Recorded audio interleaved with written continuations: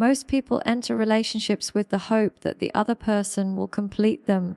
They believe that once they find the right one, everything will fall into place. But here's the truth: if you are disconnected from yourself, if you don't understand who you are and what you value, no relationship in the world will ever satisfy you. Because love doesn't heal confusion, it magnifies it. Whatever insecurities, wounds, or unresolved conflicts you carry within will inevitably show up in your relationship. Think about it for a moment. If you don't know what you truly need, how can you expect someone else to give it to you?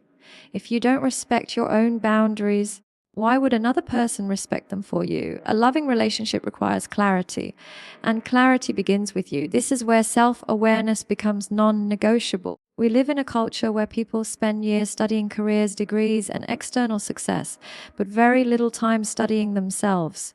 We know our favorite foods, our music playlists, the shows we binge on Netflix, but when it comes to our emotional triggers, our deepest fears, or our true values, we remain strangers to ourselves. And when you are a stranger to yourself, you will unconsciously hand over the power of defining you to whoever enters your life.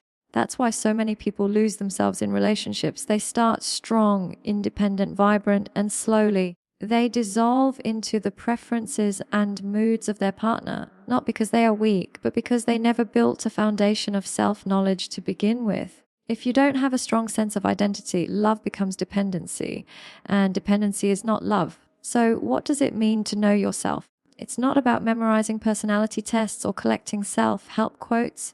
It's about being brutally honest with yourself. What do you value above all? What are the non-negotiables in your life? What triggers your anger, your jealousy, your insecurity? What dreams light you up and what fears hold you back? Until you answer these questions, you will always be at risk of mistaking attachment for love. There is also a philosophical dimension to this. The ancient Greeks spoke of the phrase, know the self, carved into the temple of Apollo at Delphi. They understood that self-knowledge was not a luxury. It was the foundation of wisdom, freedom, and meaningful connection. Because when you know yourself, you are no longer looking to someone else to define your worth. You enter a relationship not as a half searching for another half, but as a whole willing to share your completeness with another whole. That is where true intimacy begins. From a psychological perspective, the lack of self-knowledge often shows up as projection. You project your unhealed wounds onto your partner. You expect them to fix your insecurities, to fill your emptiness, to validate your worth. But here's the hard reality: nobody can do that for you. And the more you demand it, the more pressure you put on the relationship, until it collapses under the weight of unrealistic expectations. Instead, take responsibility. Build a relationship with yourself first. Spend time alone without distraction. Learn to enjoy your own company. Journal your thoughts. Reflect on your emotions. Question your patterns. Get curious about why you do what you do, why you attract certain types of people, why you react the way you react. This isn't self-indulgence, it's self-mastery. And self-mastery is the foundation of a loving partnership, because only when you are rooted in yourself can you truly give love freely. You're no longer loving because you're desperate to be loved back. You're no longer clinging because you're terrified of being abandoned. You love because it's who you are, and you share it with someone who values it. That kind of love is powerful, and it cannot be faked. So if you want a loving relationship, start here. Know yourself, not in fragments, not in shallow affirmations, but deeply and honestly. Because if you don't know who you are, you'll keep giving away pieces of yourself to people who don't deserve them. And in the end, you'll wake up empty. The one truth you must carry with you is this: self-awareness is not selfish, it is sacred. Without it, love becomes an illusion. With it, love becomes freedom. One of the biggest mistakes people make when searching for love is confusing chemistry with connection. We live in a world that glorifies instant attraction, the butterflies, the spark, the rush of excitement when someone walks into the room and suddenly your heart races. And yes, that feeling can be intoxicating. But here's the truth: chemistry is easy. It doesn't take effort. It doesn't require awareness. And it can be triggered by something as simple as a scent, a look, or even unresolved childhood wounds. Chemistry is nature's way of pulling us together. Connection, on the other hand, is a conscious choice. And if you want a loving relationship that lasts, you must learn to choose connection over chemistry. Because here's what happens: People get addicted to the spark. They chase the highs of attraction, mistaking intensity for intimacy. They believe that if the passion is strong, the relationship will be strong too. But time and time again, reality proves otherwise. The initial fire fades, and what's left is the truth. Two people who may have had incredible chemistry, but no real bond. That's why so many relationships collapse after the honeymoon phase. Once the excitement wears off, they realize they don't actually share values, vision, or emotional depth. Think of chemistry like a match. It burns bright and hot, but it doesn't last. Connection is the wood that sustains the fire. Without it, the flame dies out quickly, no matter how thrilling it felt in the beginning. A loving relationship isn't built on fleeting sparks. It's built on the slow, steady burn of trust, respect, and shared meaning. Now, this doesn't mean chemistry is bad. Attraction has its place. It's what often draws two people together in the first place. But when attraction is the only glue, it becomes dangerous. Psychologists often warn about trauma bonds where the intensity of chemistry is actually rooted in unresolved wounds. You feel drawn to someone not because they are good for you, but because they unconsciously mirror the dysfunction you grew up with. The chaos feels familiar, and so you mistake it for love. This is why so many people stay stuck in toxic cycles. They confuse emotional adrenaline for emotional intimacy. Connection looks very different. Connection is when you can sit with someone in silence and still feel understood. It's when your values align, when you don't have to perform or pretend, when you feel safe being your authentic self. Chemistry can give you thrills, but connection gives you peace. And peace is the soil in which real love grows. Connection also requires maturity. It asks you to look beyond surface attraction and ask deeper questions. Do we share the same vision for life? Do we respect each other's boundaries? Can we communicate openly and handle conflict without destroying each other? Can we support one another's growth instead of competing or controlling? These are the questions that sustain a relationship long after the spark fades. There is a philosophical truth here too. The great thinkers often distinguish between pleasure and meaning. Pleasure is immediate. It gives you a rush but leaves you empty if there's nothing deeper. Meaning, however, requires effort, sacrifice, and depth. Relationships built only on chemistry give you pleasure, but relationships built on connection give you meaning. And meaning is what keeps two souls intertwined for the long haul. So the challenge is simple but profound. Stop chasing intensity, start seeking depth. When you meet someone, don't just ask yourself, do I feel excited around them? Ask yourself, do I feel safe with them? Do I feel seen by them? Do I feel like I can grow with them? That shift in perspective will save you years of heartbreak, because the truth is, a loving relationship is not about who excites you the most, it's about who nourishes your soul.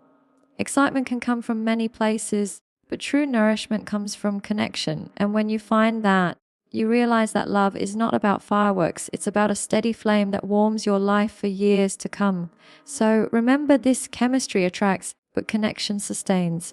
If you want love that lasts, stop chasing sparks. Choose the bond that makes you feel safe, understood, and alive in the deepest sense. If there is one factor that determines whether a relationship thrives or collapses, it is communication. Not communication in the superficial sense of talking more, sending good morning texts, but communication that is rooted in truth. The sad reality is that most people do not communicate honestly in their relationships. They communicate with fear, fear of rejection, fear of conflict, fear of losing the person they love.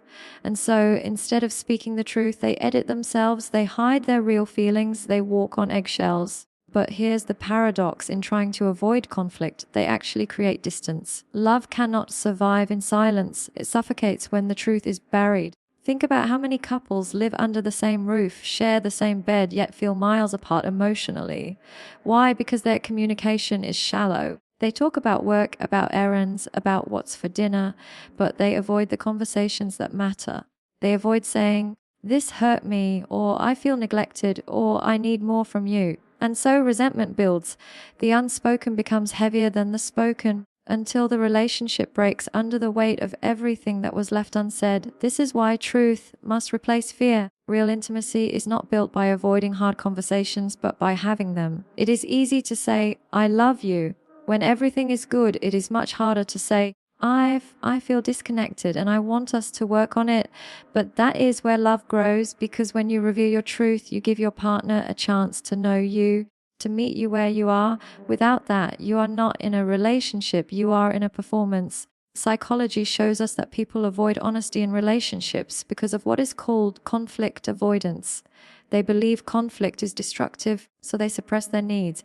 But in reality, healthy conflict is not a threat, it is a bridge. It is the process through which two different individuals learn to understand one another. Conflict handled with respect strengthens trust. It says, I trust you enough to tell you the truth, even when it's hard.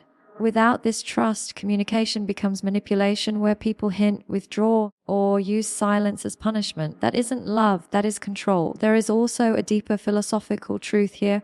Truth and love cannot be separated. If you hide your truth, you are not really giving love, you are giving a curated version of yourself. And if your partner cannot love you in your truth, then what are they really loving? A mask. And masks may impress for a while, but eventually they fall off. This is why the courage to speak honestly is essential. Honesty does not mean cruelty. It does not mean throwing unfiltered words like weapons. It means speaking with clarity, with respect, with the intention to understand and be understood. It means saying, this is what I feel, not to attack, but to invite your partner into your inner world. That is what creates connection. That is what transforms two individuals into partners. You see, love without truth is fragile. It becomes a house built on sand, unstable, temporary, easily swept away. But love with truth is resilient. Even when storms come, it stands because it is rooted in reality, not illusion. So the next time you feel fear stop you from speaking, remind yourself silence is not safety, it is slow death. Say what you need to say. Express your feelings with honesty, not hostility. Trust that the right person will value your truth, not punish you for it. And if they cannot handle your truth, then you have your answer. The relationship was never built to last. The simple reality is this: love dies where fear rules, but love flourishes where truth lives. Choose truth, even when it feels risky, because the only relationships worth having are the ones strong enough to hold it. If love is the heart of a relationship, respect is its backbone. You cannot claim to love someone deeply if you do not respect them.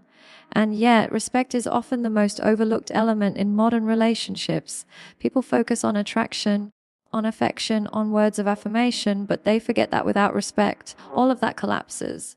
Because respect is not about how you feel in moments of passion, it's about how you treat each other every single day.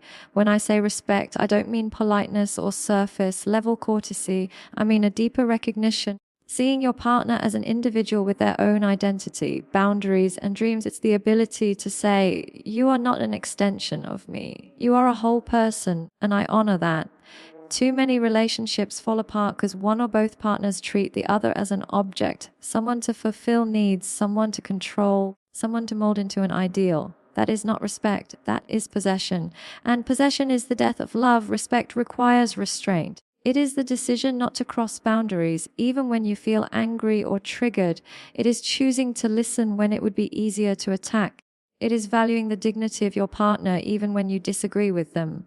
If you look at the most destructive relationships, they all share one thing in common: the absence of respect. Disrespect can take many forms: belittling words, dismissive attitudes, controlling behavior, emotional neglect. Over time, these small acts of disrespect erode love more effectively than any single act of betrayal, because betrayal may happen once, but disrespect happens daily. Psychologically, respect is tied to self-worth. When you respect your partner, you are affirming their worth. You are saying, I see you, I value you, I honor your existence. That creates safety, and safety is the environment where love can flourish. Without respect, there is no safety, and without safety, there can be no intimacy. You cannot open your heart to someone who constantly diminishes you. You cannot dream with someone who consistently invalidates you. Respect is what allows vulnerability to thrive. Philosophically, respect is also tied to freedom. To respect someone is to allow them to be free, to be themselves without coercion, without manipulation, without fear. This is why true love never tries to cage or control. When you truly respect someone, you celebrate their individuality rather than trying to erase it. You don't see their independence as a threat, but as a strength. And in turn, they can give you the same. Two free individuals choosing each other. That is respect in its highest form. So ask yourself, do you respect the person you are with, not just when they please you, not just when they align with your expectations, but also when they disagree, when they make mistakes, when they assert boundaries. That is the real test of respect, because respect is not conditional. It is not withdrawn when things don't go your way. If your respect is fragile, your love will be fragile too. This is why relationships built on attraction alone collapse, because attraction cannot hold two people together when respect is absent. You can be deeply in love with someone and still destroy the relationship through disrespect. In fact, many people think love gives them a license to be careless, to speak harshly, to neglect boundaries, to treat their partner as if they will always be there no matter what. But the truth is, every act of disrespect chips away at love until nothing is left. Respect is not glamorous. It doesn't make headlines. It doesn't give you butterflies. But it gives you stability. It gives you peace. It gives you the soil in which love can grow. If you want a loving relationship that stands the test of time, start by cultivating respect. Respect their time, their opinions, their boundaries, their dreams. Respect their humanity even in moments of conflict. Because at the end of the day, love without respect is just attachment. But love with respect is partnership, and partnership is the only foundation on which true love can stand. So remember this: if you want love to last, do not just say, "I love you." Say it with your actions. Show it in your respect, because love without respect is fragile. But respect makes love unbreakable. One of the greatest illusions about love is that it is about receiving affection, attention, validation, and care. People enter relationships with silent contracts in their heads. If I give, I expect the same back. And while balance is important, this mindset of keeping score slowly poisons love, because when your first thought is, "What am I getting out of this?" you're no longer loving, you're bargaining. A loving relationship is not an economic transaction, it is an emotional exchange. And the healthiest relationships are built when both partners focus more on giving than on taking. Now, let's be clear. Giving doesn't mean sacrificing your identity, your dignity, or your needs. That isn't giving, that self-erasure. What I'm talking about is generosity of spirit, the ability to offer kindness, patience, attention, and understanding without constantly calculating whether your partner has earned it. Because real love is not conditional on a scoreboard. It flourishes in the presence of selfless acts, the small moments where you say, "I'm not doing this because I owe you. I'm doing this because I choose you." Psychologically, giving strengthens bonds because it triggers reciprocity. Human beings are wired to mirror behavior. When you give sincerely, you inspire your partner to do the same, not out of obligation, but out of natural emotional alignment. The problem is that most people don't wait for this process. They demand it. They give with hidden resentment, with the unspoken thought, "I'm only doing this so you'll do it back." And when the return doesn't come on schedule, bitterness grows. But true giving has no hidden agenda. It is free, and precisely because it is free, it creates the deepest impact. Philosophically, love has always been tied to the concept of generosity. The highest forms of love in every tradition, whether spiritual, moral, or cultural, emphasize giving as an act of abundance. When you love, you are not diminished by giving, you are expanded. A flower does not lose itself by releasing fragrance. The sun does not become weaker by offering light. In the same way, when you give love freely, you are not emptied, you are strengthened. The tragedy is that so many relationships die because both people sit with folded arms waiting for the other to call first, to apologize first, to make the effort first. It becomes a silent standoff. Why should I give if they're not giving? And so love starves, not because it wasn't there, but because both were too proud, too fearful, or too selfish to feed it. Love doesn't survive on pride, it survives on generosity. Of course, there is a balance. Giving must come from fullness, not emptiness. If you are constantly pouring into someone who never pours into you, that's not love, it's exploitation. Giving in love is mutual, but it begins with each person's willingness to put more energy into nourishing than into measuring. Imagine two people who both decide, "I will give more than I take." What happens? Love multiplies. No one feels deprived because both are overflowing. So how do you apply this? You begin with the small things: a word of appreciation, a genuine compliment, a listening ear when your partner is exhausted, a willingness to forgive instead of clinging to ego. These are not dramatic gestures, but they are the fabric of love. Grand declarations are meaningless if daily generosity is absent. The test of true love is not what you demand, but what you offer. When both partners live with this principle, the relationship stops being a battlefield of egos and becomes a partnership of abundance. Instead of asking, Am I getting enough? You begin to ask, how can I give more of myself to strengthen us? That shift changes everything. At the end of the day, love cannot survive in the mindset of scarcity.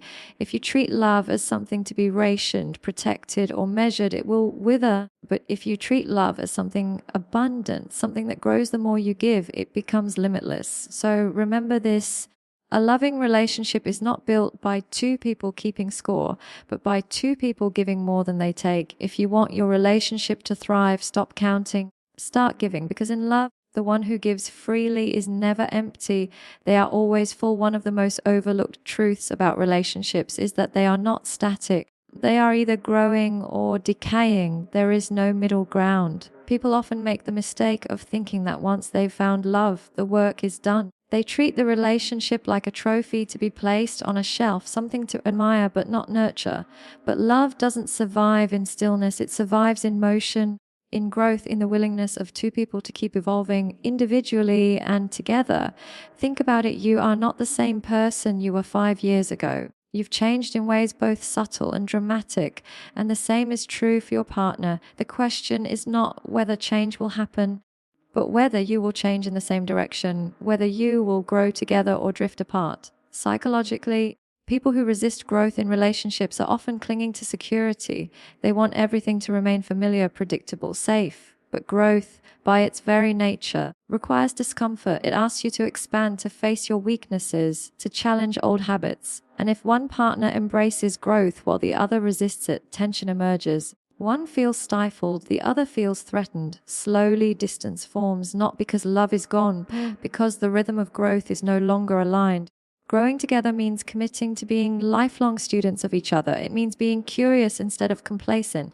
It means asking, who are you becoming now, and how can I support that? Too many relationships die because people assume they already know their partner completely, as if they are a finished book instead of an unfolding story. But the truth is, your partner is always becoming, and so are you. To keep love alive, you must keep discovering each other. There is also a deeper philosophical angle here.